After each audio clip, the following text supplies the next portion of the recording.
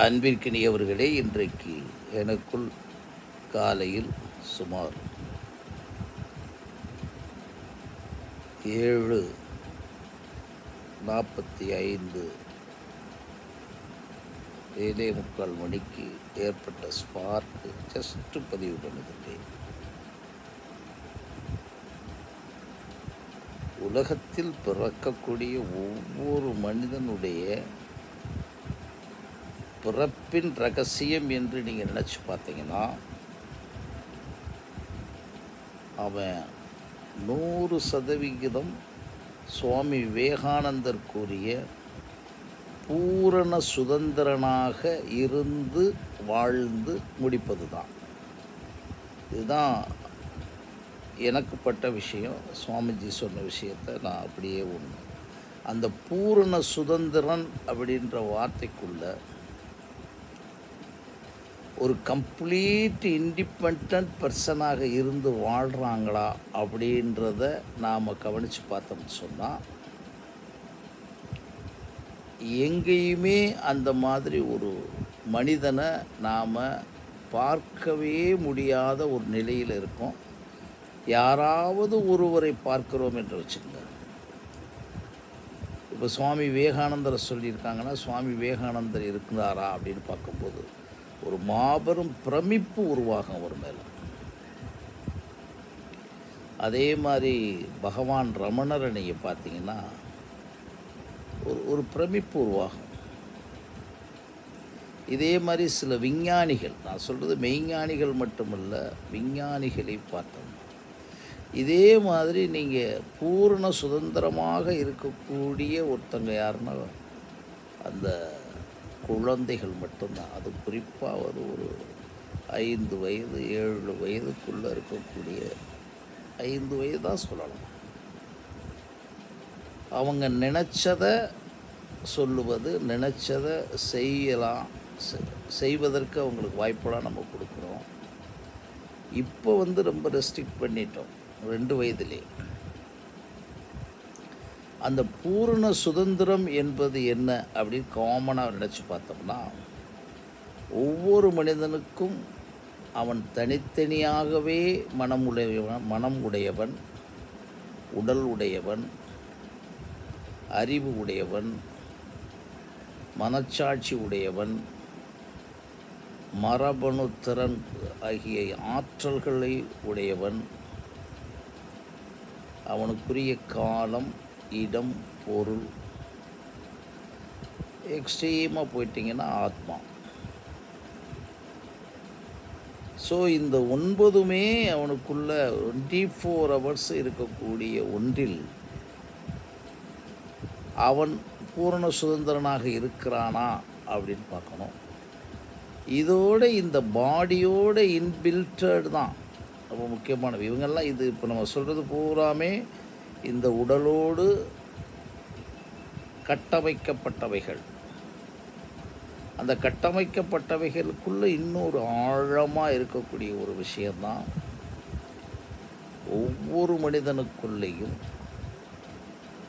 100% உண்மை என்ற ஒன்றில் இருக்க பிறந்தவன், 100% அன்பின் அடிப்படையிலே இருக்க பிறந்தவன், 100% கருணையின் அடிப்படையிலே இருக்க பிறந்தவன்.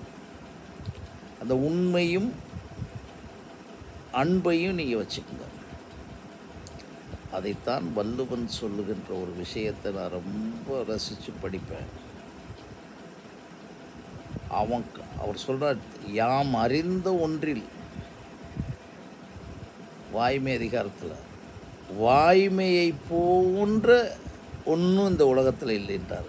1330 பாடல்களை எழுதிட்டு தான் கண்டவற்றிலே, இந்த உலகத்தில் கண்டவற்றிலே அந்த ஒன்றைத்தான் சொல்கிறார். மற்ற விஷயங்கள்லாம் நமக்கு நிறையா அன்புடைமை, அறிவுடைமை, ஒழுக்கமுடைமை, கல்வி, கேள்வி, வலியறிதல் எல்லாம் சொல்கிறாரு. அங்கே பூரா நமக்கு கருத்துக்களாக, கருத்தியல்களாக எல்லாமே நமக்கு தெரியும். ஆனால் இது என்ன சொன்னால் இறுதியாக சொல்கிறது மாதிரி இருக்குது. உலகத்திலே உண்மை என்ற ஒன்று தான் எனக்கு ரொம்ப ரொம்ப ரொம்ப ரொம்ப அதுக்கு ஈடு இணை எது இல்லைன்னு சொல்கிறார். அதே மாதிரி தான் அன்பை சொல்லுகிறார். அன்பிற்குமென்றோ அடைக்கும் தாளன். இது திருக்குறளை அவர் எழுதி முடிச்சுக்கிறதுக்கு சொன்ன விஷயங்களை காட்டிலும் அவர் உணர்ந்ததிலே இறுதி உண்மை இது.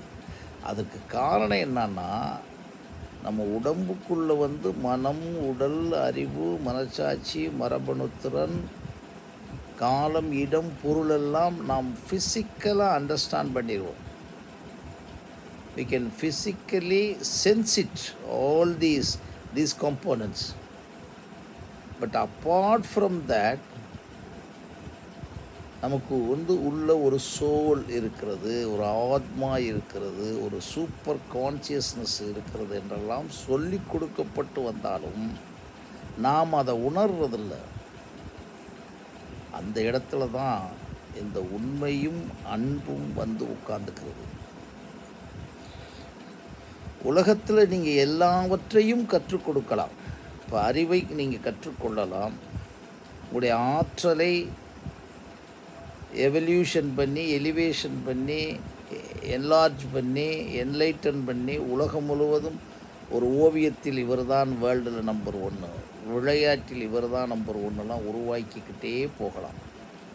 அது மரபணு சார்ந்தது, டிஎன்ஏ சார்ந்தது, ஜீன்ஸ் சார்ந்தது.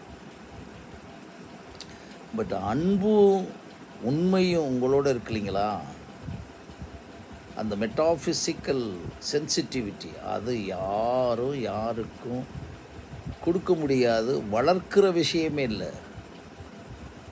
அந்த இடத்துல நீங்கள் இருந்துட்டீங்கன்னா தான், அதுக்குள்ளே இருந்து எல்லா உலகத்தில் இயங்குனீங்கன்னா தான் நீங்கள் சுவாமி சொன்ன முழுமையான சுதந்திரனாக இருக்க முடியும்.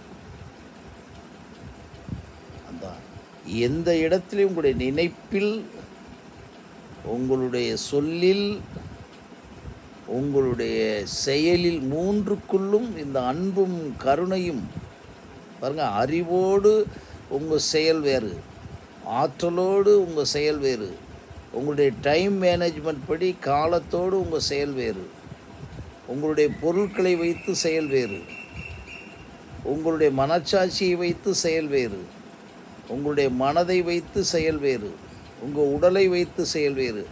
எல்லாம் இருந்தாலும் உங்களுடைய அணுவணுவான நினைப்பில், சொல்லில், செயலில் அன்பு என்ற ஒன்று, உண்மை ஒன்று கலக்காமல் நீங்கள் செய்தீர்களால் நீங்கள் சுதந்திரமாகவே இருக்கவே முடியாது.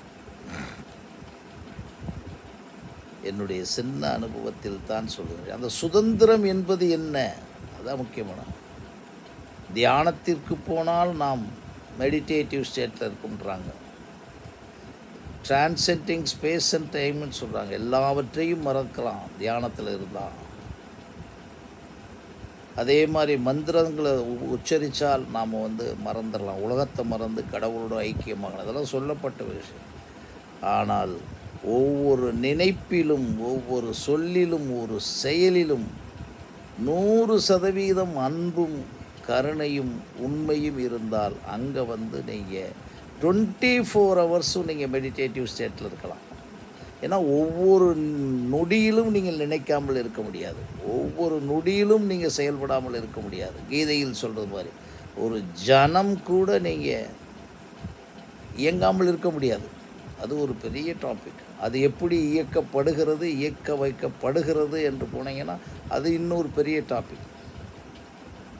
நார்மலாகவே நீங்கள் சும்மா இருக்க முடியாது. நீங்கள் சும்மா இருக்கும்னு சொல்கிறீங்க, உடலில் இருக்கக்கூடிய ஒவ்வொரு அணுவணுவான பார்ட்ஸ் ஆஃப் த பாடியும் இயங்கிக்கிட்டு இருக்கும். சாப்பிட்ருப்பீங்க, காலையில் சாப்பிட்ருப்பீங்க, ஆனால் அது வாட்டுக்கு உள்ள வேலை பார்த்து டைஜஸ்டிஷன், ரெசிபிரேட்டரி சிஸ்டம் பூரா போயிட்டுருக்கும்.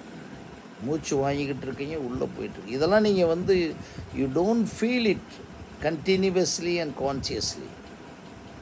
அவ்வளோதான். நீங்கள் when you are sensing it continuously and consciously, அப்போ ஒரு அண்டர்ஸ்டாண்டிங் வரும். how it happens என்று ஒரு வரும். how digestive system is activating, how the respiratory system is activating, how the circulatory system is activating, how the excretory system is activating. அங்கே நீங்கள் புரியலாம் இது நம்மதில்லை அப்படின்னு. சிவசூத்திரத்தில் அழகாக ஓஷோ ஒரு இடத்துல நல்லா விளக்கிறத நம்ம உணரணும். அதை கேட்கும்போது தான் எனக்கு ரொம்ப இந்த சிந்தனை நம்ம கொஞ்சம் பதிஞ்சுக்கலாம்னு நினச்சேன். நீங்கள் ஏதாச்சும் பாருங்கள், இப்போ நான் உங்களை வெளியே வர சொல்லலை. எதிலிருந்து கம்ப்ளீட் இந்த உலகியலை விட்டுருங்க, கம்ப்ளீட் இந்த வாழ்வியல்லேருந்து நீங்கள் ரொம்ப சாமியார் ஆயிருங்க. அதெல்லாம் I don't say anything about it. I want to say it whenever you are here. இவங்க நிறையா சொல்கிறாங்க, என்ன நிறையா சொல்லி இது வரைக்கும் ஒன்றும் மாறலை, ஏதோ கொஞ்சம் தான்.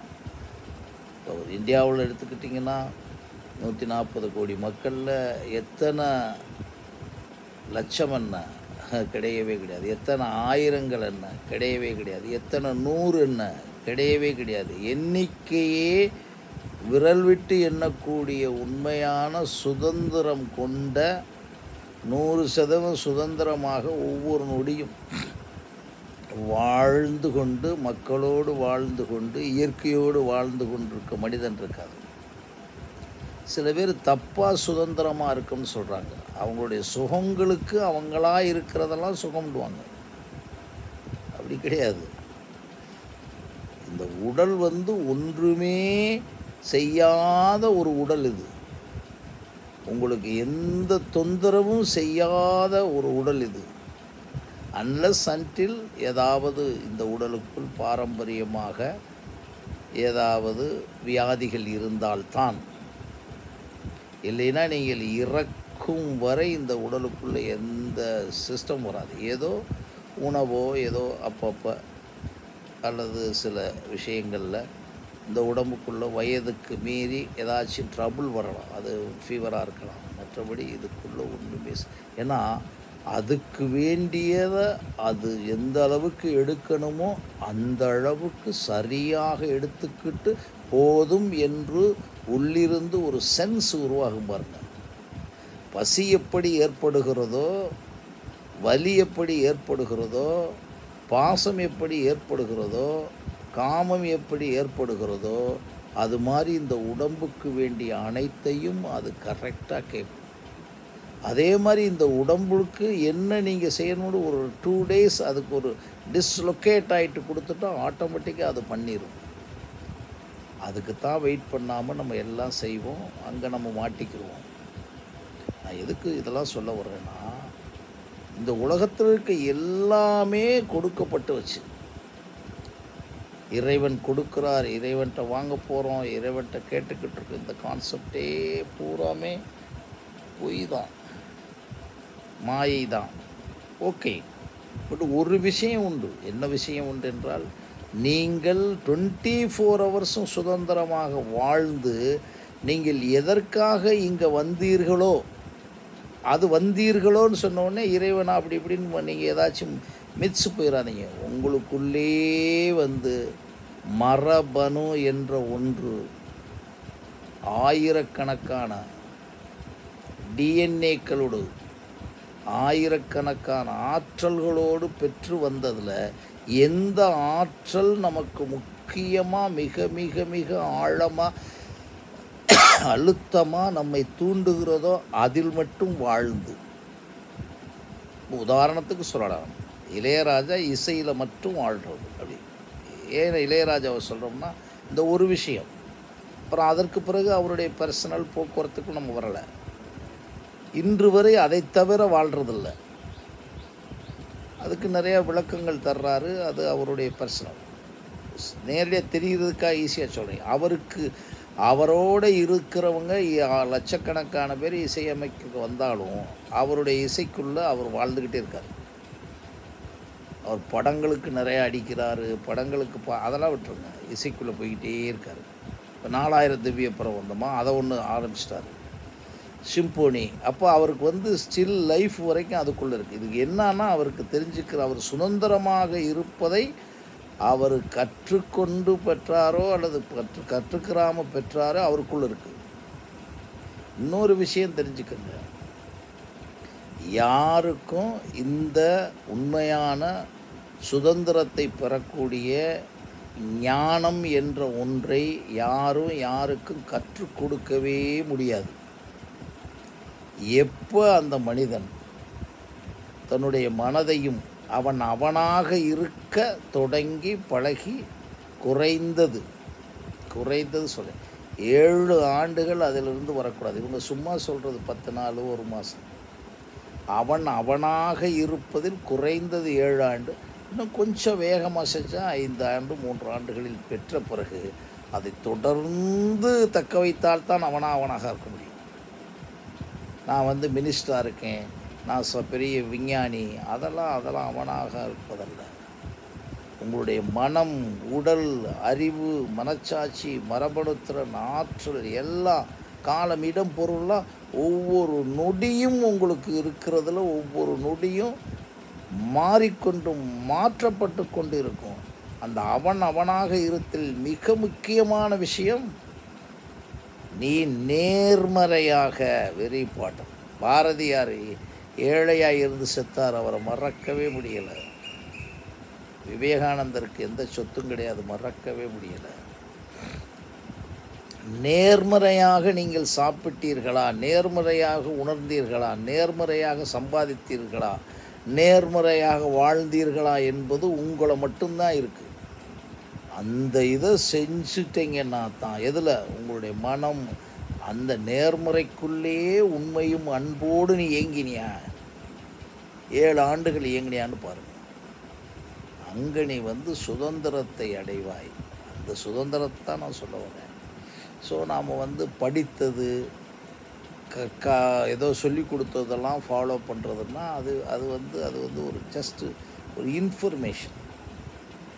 பட்டு முழுமையான சுதந்திரமாக இருப்பதற்கு இந்த மனம், உடல், அறிவு, மனச்சாட்சி, மரபணுத்திறன், காலம், இடம், பொருளில் ஒவ்வொரு நிமிடமும் ஒவ்வொரு வினாடியும் நமக்கு ஈகோ வந்துடும், ஃபால்ஸ் ஈகோ வந்துடும், நான் தான் அப்படின்னு வந்துடும். இதை அப்படியே அரைச்சிடணும், அப்படி கழிச்சிடணும்.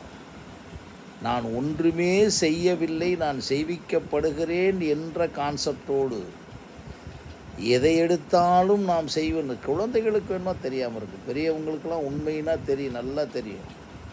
தான் செய்கிறது அதில் எங்கே விழுவாங்க, 100க்கு 100 விழுவது பணத்தில் தான், பொருளில் தான். விழுந்தவன் பூரா அவன் வாழ்க்கையில் உள்ளே ஒரு நாள் கூட உண்மையாக வாழாமல், அன்பாக வாழாமல், அவனாக ஒரு கற்பனையில் நான் அன்பாக வாழ்கிறேன் அப்படின்னு சொல்லிக்கிறது. பல 1000 கோடி ஒரு சொத்து இருக்குது இன்றைக்கி, தமிழ்நாடே கையில் இருக்குன்னா, அந்த கையில் இருக்கிறதுல அப்படியே லேசாக ஒரு சின்ன அப்படின்னு செஞ்சுட்டா நான் தமிழ்நாட்டிலேருந்து மக்களுக்கு நல்லது செஞ்சுன்றது. யார் பணம்? அது மாதிரி கொள்ளையடித்த பணங்களில் ட்ரஸ்ட்டு வச்சுக்கிறது. அப்புறம் நிறைய சம்பாதிச்ச பணத்தை அதை அப்படி சிஸ்டமெல்லாம் பண்ணி சொல்கிறது. எப்படி வந்துச்சு? உண்மையான அரசியல்வாதி, உண்மையான அதிகாரி ஒருத்தனுக்கு கூட மேக்ஸிமம் நீங்கள் பேங்க் அக்கௌண்ட் 1 லட்சத்துக்கு மேலே இருக்க முடியாது, பென்ஷனை தவிர. இதுதான் இறுதி உண்மை. ஒரு அரசு அதிகாரியாக இருந்தவங்க அவங்களுடைய அக்கௌண்ட்டில் பார்த்தீங்கன்னா மேக்ஸிமம் 1 lakh 2 lakhs 3 lakhs மேலே இருக்காது, பென்ஷன் தவிர. அவங்களுக்குள்ள 1.5 கோடி 2 கோடி 3 கோடி 7 கோடின்னு இருக்குன்னா அதெல்லாம் மேட்ரு வேறு. இதே மாதிரி அரசியல்வாதி, இதே மாதிரி ஆன்மீகவாதி, இதை நிரூபித்தவங்க தான். இதெல்லாம் எது காரணம்னா அங்கே அவங்களுடைய சுதந்திரத்தை முழுமையாக இழந்துட்டு செஞ்ச விஷயங்கள். எதுக்கு நான் சொல்ல வரேன்னா, மனிதன் முழுமையாக சுதந்திரமாக இருக்கணும்னா, சரி இதை அடைஞ்சிட்டமே இனிமையாச்சும் சுதந்திரமாக இருக்கணும்னு எவன் திங்க் பண்ணுறானோ அவன் பூரா இறுதியில் அன்பின் வடிவமாக ஆகணும். அன்பின் வடிவம் தான், வேறு எதுவுமே ரகசியம் இல்லை. உண்மையின் வடிவம் அன்பின் வடிவம், உண்மையின் வடிவம் அன்பின் வடிவம்.